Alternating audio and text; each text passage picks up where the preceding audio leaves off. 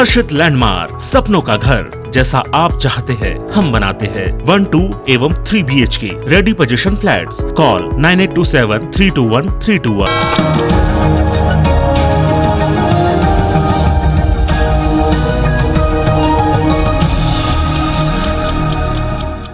नमस्कार, good morning. मैं हूं आपके साथ आकांक्षा और आप देख रहे हैं IBC 24। हमारे सबसे पहले बुलेटिन में आप सभी का स्वागत है। शुरुआत करेंगे इस बुलेटिन के मोदी के मिशन अमेरिका के साथ। जी हां, प्रधानमंत्री नरेंद्र मोदी वॉशिंगटन DC के जॉइंट बेस एंड्रयूज पहुंच गए हैं, जहां उनका इंतजार कर रहे लोगों से उन्होंने मुलाकात की। पीएम मोदी के वॉशिंगटन DC पहुंचने से पहले जॉइंट बेस एंड्रयूज के बाहर लोग उनके स्वागत के लिए पहुंचे थे।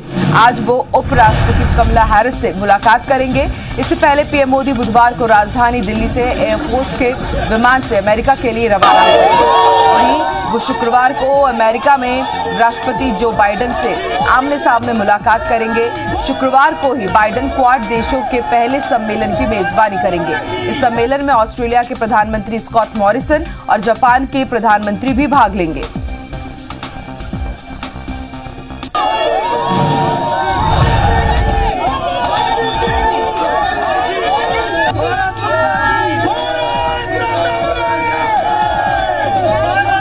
तो मिशन अमेरिका के लिए प्रधानमंत्री नरेंद्र मोदी पहुंच चुके हैं अमेरिका। ये तस्वीरें हम आपको वॉशिंगटन DC की दिखा रहे हैं। जॉइंट बेस एंड्रयूज जब पहुंचे थे प्रधानमंत्री नरेंद्र मोदी, तब उनसे मिलने के लिए लोगों की कतार लगी थी और जैसे ही प्रधानमंत्री नरेंद्र मोदी वहां पर पहुंचे, मोदी के वहां पर नारे लगाए गए। इसके साथ ही आपको ये जानकारी दे दें, आज वो उपराष्ट्रपति कमला हैरिस से मुलाकात करेंगे।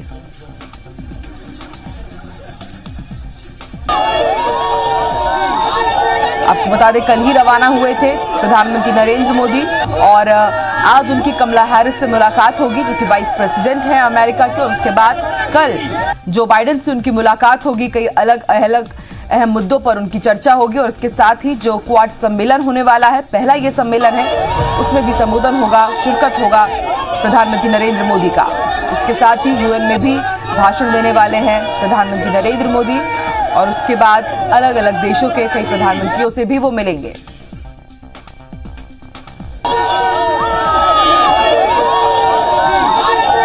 तो आप सुन सकते हैं, जैसे ही प्रधानमंत्री नरेंद्र मोदी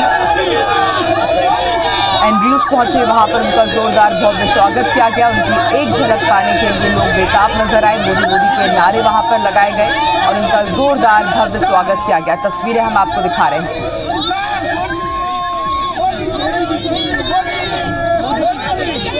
अमेरिका में इस तरह से तिरंगा लहराते हुए नजर आया, आप देख सकते हैं। ये भारतवंशी पहुंचे हुए थे प्रधानमंत्री नरेंद्र मोदी की एक झलक पाने के लिए। उनसे उन्होंने मुलाकात की और इस दौरान उनके स्वागत में नारे भी लगाए गए। और आज उपराष्ट्रपति कमला हैरिस से मुलाकात करेंगे प्रधानमंत्री नरेंद्र मोदी और कल राष्ट्रपति जो बाइडेन से उनकी मुलाकात होगी। 3 दिन के दौरे पर अमेरिका पहुंचे हुए हैं और भारत के साथ ही पूरी देश की निगाहें टिकी हुई है इस बड़ी मुलाकात पर। और इसके साथ ही यूनाइटेड नेशंस में भी संबोधन होने वाला है प्रधानमंत्री नरेंद्र मोदी का। माना जा रहा है अफगान संकट के साथ ही आर्थिक व्यवस्था और कई दूसरे अहम मुद्दों पर दोनों के बीच बातचीत हो सकती है। मध्य प्रदेश के मुख्यमंत्री शिवराज सिंह चौहान ने बुधवार देर शाम केंद्र सड़क परिवहन मंत्री नितिन गडकरी से कई मुद्दों पर बैठक की। इसमें निर्णय लिया गया कि मध्य प्रदेश के 4 बड़े शहर भोपाल, इंदौर, जबलपुर और ग्वालियर में रिंग रोड का निर्माण national highway authority of India यानी कि NHAI करेगा। इसके लिए MP सरकार जमीन उपलब्ध कराएगी। ये प्रोजेक्ट 1 साल में पूरा किया जाएगा। इसके साथ ही अटल एक्सप्रेस वे के दोनों तरफ इंडस्ट्रियल क्लस्टर बनेंगे।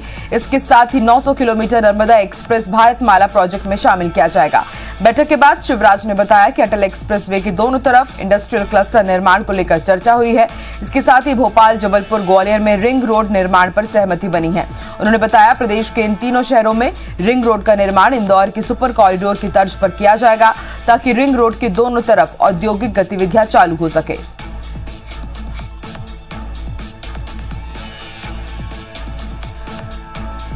तो सीएम शिवराज सिंह चौहान ने केंद्रीय परिवहन मंत्री नितिन गडकरी से कल मुलाकात की है। आपको हमने जानकारी दी थी कि दिल्ली दौरे पर है सीएम शिवराज सिंह चौहान। कई अहम मुद्दों पर चर्चा हुई है और ये तय हुआ है कि जहां पर भी अब बड़े शहरों में रिंग रोड बनाई जाएगी, उनके दोनों तरफ इंडस्ट्रियल क्लस्टर डेवलप किया जाएगा और ये जो इंडस्ट्रियल क्लस्टर होगा वो इंदौर के सुपर कॉरिडोर के तर्ज पर होगा।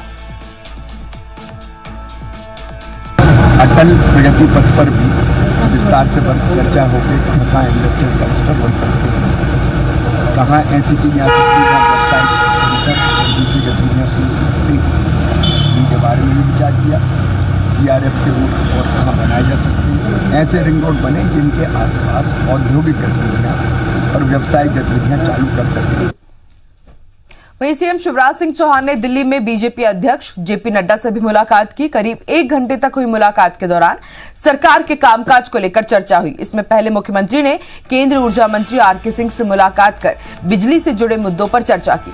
मुलाकात के बाद शिवराज ने कहा कि ऊर्जा मंत्रालय ने बिजली सेक्टर में कई नवाचार और बदलाव का फैसला लिया है। योजनाओं के तहत बिजली सेक्टर का आधुनिकीकरण और नई टेक्नोलॉजी का इस्तेमाल कर पूरे सिस्टम के फिर से एक पुनर्जागरण का फैसला किया गया है। उन्होंने बताया कि इसमें केंद्र सरकार 60% अनुदान देगी और 40% बिजली कंपनियों को व्यवस्था करनी पड़ेगी। मुख्यमंत्री ने कहा कि मध्य प्रदेश इस योजना से पूरी तरह सहमत है। हम अपने पूरे बिजली सिस्टम का आधुनिकीकरण करेंगे।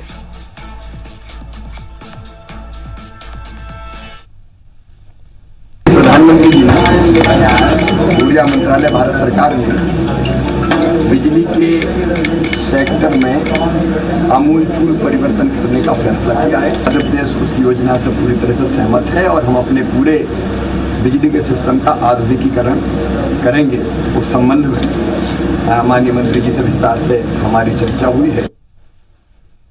बड़ी खबर आपको बता दें, मध्य प्रदेश में एक बार फिर से 27 सितंबर को टीकाकरण का महाअभियान चलाया जाएगा और इस महाअभियान के जरिए वैक्सीन की पहली डोज को पूरा करने का लक्ष्य रखा गया है।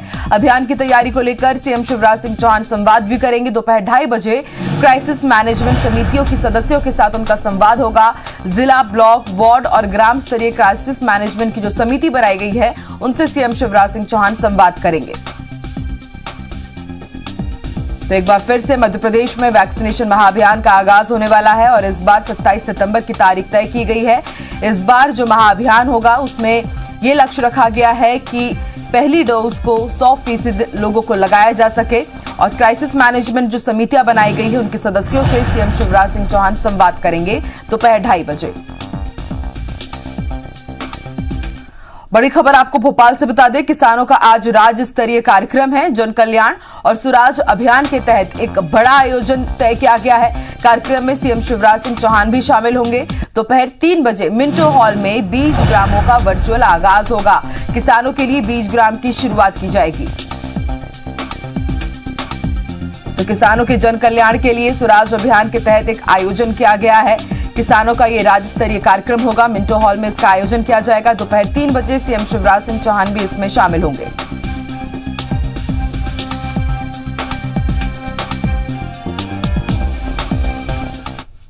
केंद्रीय उड्डयन मंत्री ज्योतिरादित्य सिंधिया आज भी ग्वालियर में रोड शो करेंगे। कल भी सिंधिया का मेगा सियासी शो हुआ। मुरैना के राजघाट पुल पहुंचने पर केंद्रीय कृषि मंत्री नरेंद्र सिंह तोमर समेत प्रदेश के आधा दर्जन से ज्यादा मंत्रियों ने उनका स्वागत किया। इसके बाद सिंधिया का रोड शो शुरू हुआ, जिसका कार्यकर्ताओं ने जगह जगह स्वागत किया। ग्वालियर में भी रोड शो के पहुंचने पर सिंधिया का जबरदस्त स्वागत हुआ। इस दौरान नरेंद्र सिंह तोमर समेत प्रदेश सरकार के 8 से ज्यादा मंत्री मौजूद रहे। इससे पहले मुरैना में सिंधिया की स्वागत रैली निकाली गई, जिसमें गुना सांसद केपी यादव भी शामिल हुए। इस दौरान उन्होंने सिंधिया और बीजेपी की तरफ में जहां तारीफ में जहां कसीदे पड़े तो वहीं कांग्रेस पर जमकर निशाना साधा।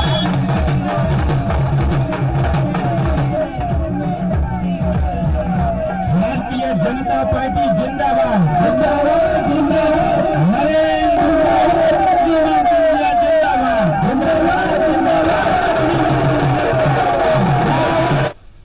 जो जोड़ी डबल इंजन की सरकार है, प्रधानमंत्री जी की केंद्र में और शिवराज सिंह जी की प्रदेश में, दोनों मिलकर प्रचंड बहुमत से हम लोग आगे बढ़ेंगे। जनता का झंडा लेके एक हाथ में कमल का फूल एक हाथ में और पूरी जिंदगी जनता की सेवा के लिए समर्पित भाव में। कांग्रेस के पास कुछ है ही नहीं, सिर्फ आरोप लगाना, अनर्गल बातें करना, कुछ भी ट्वीट कर देना। कांग्रेस के पास और कुछ नहीं बचा है, इसलिए लोग कांग्रेस छोड़ के भारतीय जनता पार्टी ज्वाइन कर रहे हैं। जिन्हें जनसेवा करनी है, देश सेवा करनी है, वो व्यक्ति अपने आप को भारतीय जनता पार्टी से जोड़ता है। तो भारतीय जनता पार्टी का परिवार इसलिए बढ़ता जा रहा है और कांग्रेस बिखरती जा रही है। कोरोना काल में केंद्रीय मंत्री ज्योतिरादित्य सिंधिया के रोड शो को लेकर जबलपुर हाईकोर्ट ने राज्य सरकार से जवाब तलब किया है। ग्वालियर के डोंगर सिंह ने कोरोना संक्रमण का हवाला देते हुए रोड शो पर रोक लगाने की मांग की थी, लेकिन राज्य सरकार की ओर से कोई कार्रवाई न किए जाने पर हाईकोर्ट में यह याचिका दायर की गई थी, जिस पर कोर्ट ने राज्य सरकार से जवाब मांगा है। हाईकोर्ट ने राज्य सरकार से पूछा है कि क्या केंद्रीय मंत्री सिंधिया के रोड शो को विधिवत अनुमति दी गई थी? अगर अनुमति दी गई तो इसके पीछे क्या कारण है? हाईकोर्ट ने मामले पर अगली सुनवाई के लिए 1 अक्टूबर की तारीख तय की है। इस याचिका में प्रदेश सरकार, प्रमुख सचिव गृह विभाग समेत अन्य को पक्षकार बनाया गया है।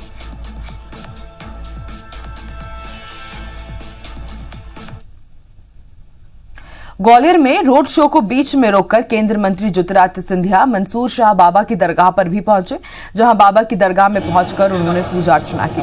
बाबा की पूजा अर्चना कर उनका आशीर्वाद लिया।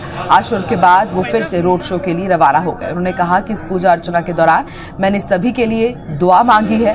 दरअसल केंद्रीय मंत्री बनने के बाद ग्वालियर आए ज्योतिरादित्य सिंधिया का भव्य रोड शो निकाला गया।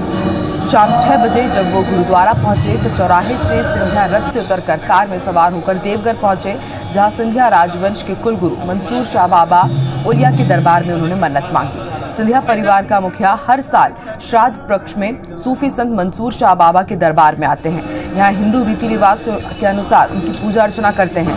आज सिंधिया राजवंश के पुरोहितों ने गोरखी स्थित देवघर में विशेष पूजा अर्चना की। सिंधिया ने कहा कि मंसूर शाह बाबा का और गोरखी देवघर का सभी पर आशीर्वाद बना रहे।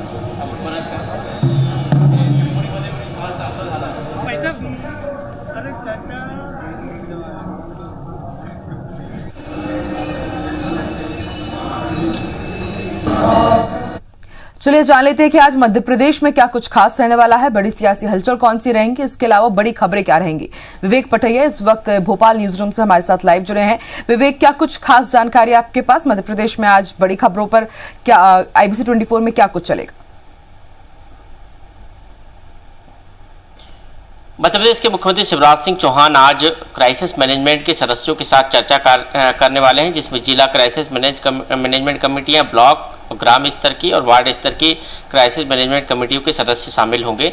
वर्चुअल ये संवाद होगा। दोपहर 2:30 बजे मुख्यमंत्री भोपाल से ये वर्चुअल संवाद करेंगे, जिसमें 27 सितंबर को जो सरकार का लक्ष्य है कि 27 सितंबर को जो महावैक्सीनेशन अभियान होना है, उसमें प्रदेश की लगभग 100% आबादी जो वैक्सीनेट होने वाली है उसको प्रथम डोज कम से कम लग जाए। हालांकि अभी तक 82% लोगों को मध्य प्रदेश में प्रथम डोज लग चुका है, लेकिन सरकार का टारगेट है कि 27 सितंबर को जो वैक्सीनेशन महाअभियान होगा उसमें प्रथम डोज पूरी 100% आबादी को लग जाए, ताकि कोरोना संक्रमण को फैलने से रोका जा सके।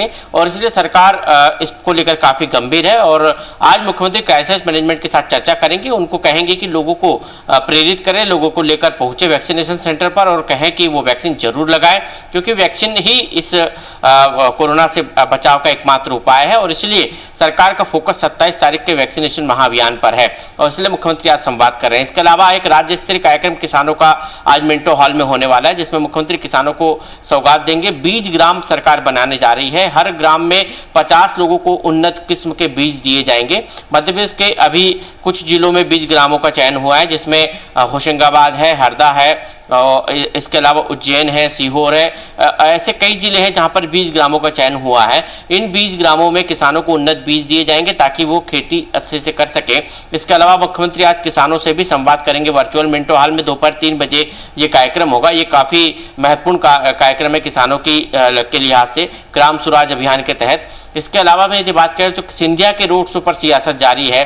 ग्वालियर चंबल क्षेत्र में सिंधिया का रोड शो कल से चालू है और ऐसी स्थिति में कांग्रेस लगातार हमले कर रही है कि सिंधिया के रोड शो में कोविड गाइडलाइन का पालन नहीं हुआ है और सिंधिया के रोड शो से कहीं ना कहीं कांग्रेस घबराई हुई भी लगती है, क्योंकि ग्वालियर चंबल क्षेत्र में एक बड़ा कद्दावर नेता जो कांग्रेस का खेवनहार था वो अब बीजेपी में है और बीजेपी में केंद्रीय मंत्री है। और जिस तरह भीड़ उमड़ रही है सिंधिया के रोड शो में, वो बताती ये है कि कांग्रेस के पास अब वहां पर कोई बड़ा नेता नहीं है और इसलिए लगातार जो है हमले सिंधिया के ऊपर हो रहा है। दूसरी तरफ सिंधिया के रोड शो में कोविड गाइडलाइन का पालन हो रहा है या नहीं हो रहा है, इसको लेकर हाईकोर्ट ने जवाब तलब सरकार से किया है।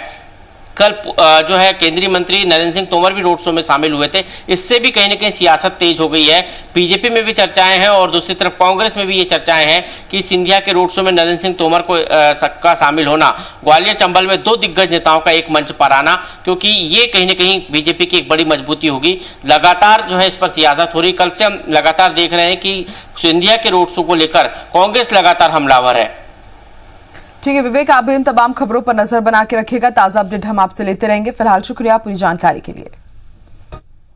मध्य प्रदेश के बहुचर्चित व्यापम पुलिस आरक्षक भर्ती परीक्षा घोटाला 2012 मामले में कोर्ट ने 4 आरोपियों को 7-7 साल के कारावास की सजा सुनाई है, जबकि सबूतों के अभाव में 5 आरोपियों को बरी कर दिया गया है। ये फैसला भोपाल के एडीजे नीतिराज सिंह सिसोदिया की कोर्ट ने सुनाया है।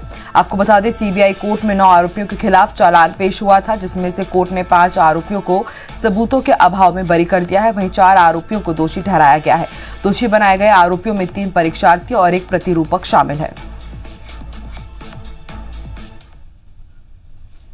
चारों आरोपियों के विरुद्ध जो है दोषी पाए हैं और इनको जो है 419 में 2 साल की सजा, 420 में 2 साल की सजा, 467 में 7 साल की सजा, 468 में 7 साल की सजा और 120B में 2 साल की सजा और MTRE एक्ट में 2 साल की सजा दिया गया, जो कि कठोर दंड से दंडित किया गया और कुल मिलाकर 10,000 रुपये जुर्माना इनको दिया गया। ग्वालियर हाईकोर्ट बेंच ने कुत्तों के लगातार हमले को लेकर सख्त रुख अपनाया है। कोर्ट ने 7 जिलों के कलेक्टर समेत 30 अफसरों को नोटिस भी जारी किया है। निगम आयुक्त, नगर पालिका और जिला पंचायत CEO को भी नोटिस दिए गए हैं। दरअसल मध्य प्रदेश में 1 साल में 13,000 लोगों को कुत्तों ने काटा है। इस पर हाईकोर्ट ने कहा है कि ये हमला गंभीर समस्या है। इस मामले में हाईकोर्ट ने सभी अफसरों से 4 हफ्ते में जवाब मांगा है।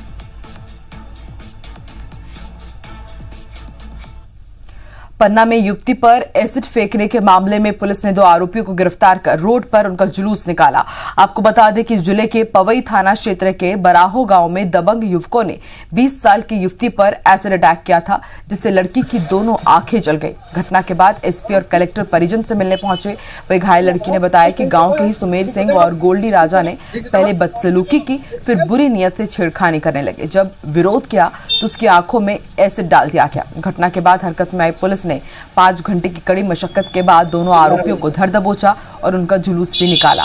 आपको बता दें 2 दिन बाद ही मुख्यमंत्री शिवराज सिंह चौहान पन्ना दौरे पर आने वाले हैं, इसलिए प्रशासन ने मामले को बेहद गंभीरता से लिया और हमलावरों को जेल में डालने में देरी नहीं की।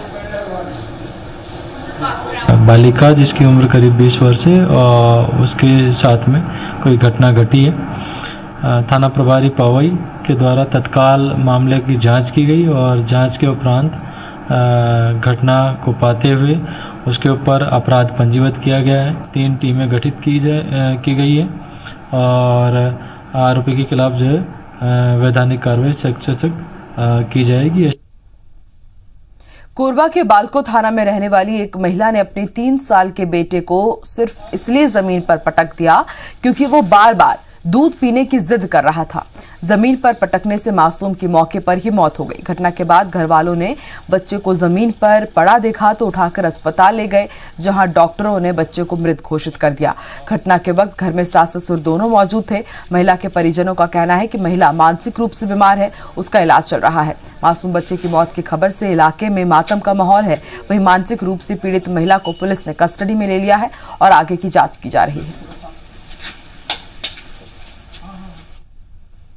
बेमेतरा जिले के नवागढ़ ब्लॉक के रनबोर्ड के शासकीय प्राथमिक स्कूल में पढ़ाई के दौरान छत गिरने से 6 बच्चे घायल हो गए, जिसमें से 2 बच्चों की हालत गंभीर है। घटना की जानकारी संसदीय सचिव गुरदयाल सिंह बंजारे नवागढ़ के सामुदायिक स्वास्थ्य केंद्र पहुंचे और उन्होंने बच्चों का हालचाल जाना, जिसके बाद उन्होंने अधिकारियों को आवश्यक निर्देश भी दिए हैं। इसके अलावा उन्होंने स्कूल में क्लास नहीं लगाने के निर्देश अधिकारियों को दिए। बच्चे स्कूल में थे और छत गिरने से चोटें आई हैं, कुछ को सर में आए, कुछ को हाथ पैर में। गंभीर चोट नहीं है, लेकिन फिर भी हमने अच्छे से इलाज करने के निर्देश दिए हैं और कुछ लोगों को जिला अस्पताल भेजा जा रहा है, जिसमें CT स्कैन की और एक्सरे की सुविधा है और सब सुविधा दी जाएगी और हर संभव मदद किया जाएगा। रीवा के सोनौरा गांव में प्रशासन और स्वास्थ्य विभाग की पोल खोलती एक तस्वीर सामने आई है, जहां एक बेटे को अपने बीमार पिता को खाट पर लिटाकर 3 किलोमीटर पैदल चलना पड़ा। तब कहीं जाकर बेटा सड़क तक पहुंच पाया, फिर पिता को अस्पताल पहुंचा सका। घटना रीवा जिला मुख्यालय से महज 20 किलोमीटर की दूरी पर स्थित सोनौरा गांव की है, जहां कच्ची सड़क होने से आए दिन ग्रामीणों को ऐसी समस्याओं का सामना करना पड़ता है। यहां गांव के चारों तरफ 3 से 4 किलोमीटर के इलाके से मुख्य सड़क तक पहुंचने में समय लगता है। वहीं बारिश के दिनों में हालात बद से बदतर हो जाते हैं और मरीज को अस्पताल पहुंचाने के लिए बस खाट ही एक सहारा रह जाता है। इस बुलेटिन में फिलहाल इतना ही। आप देखते रहिए IBC 24। नमस्कार।